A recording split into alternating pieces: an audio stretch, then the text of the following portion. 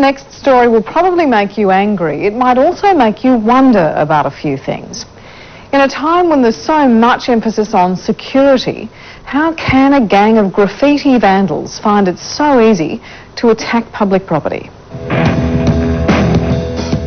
They are dressing like terrorists and they are going to behave like terrorists further down the track.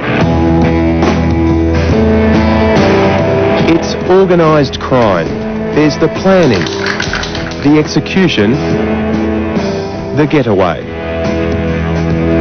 The graffiti gangs are dressed to destroy.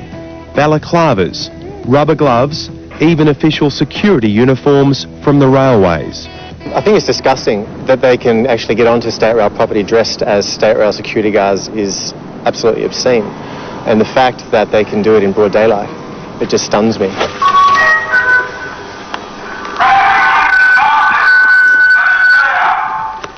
Let's go. This footage comes from a do-it-yourself DVD, filmed by the graffiti vandals themselves right here in Australia. The decision to flee came suddenly. Or maybe not.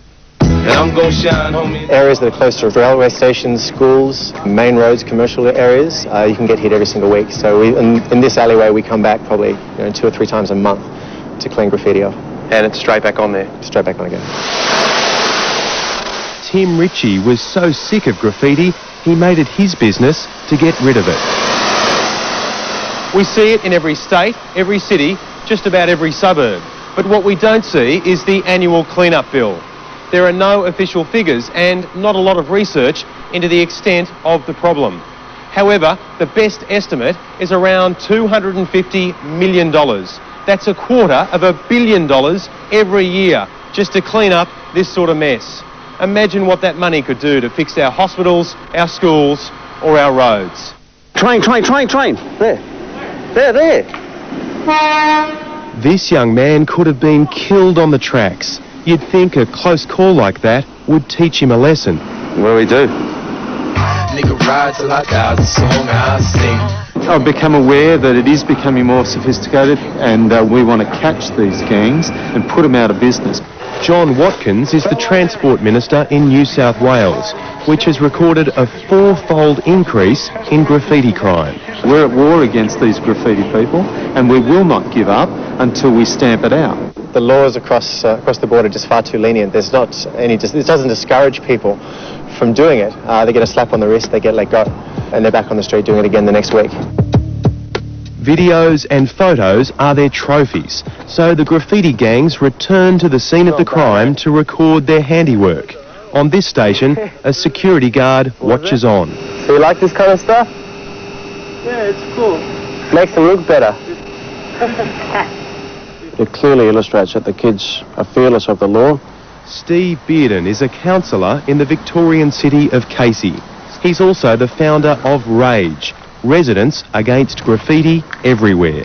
Well, zero tolerance is a friendly term. We've experienced only pluses from it. Our residential values have gone up. We can plant trees in our parks and they remain. But zero tolerance says no to any sort of criminal behaviour. And it doesn't affect anybody except criminals. The graffiti gang even goes on a European vacation. London, Amsterdam, Berlin, Paris. Do not go paint a yard during the day in Paris. What a good idea. Because you'd be sitting like where I am, where I don't have a clue where the I am, waiting till the police go away.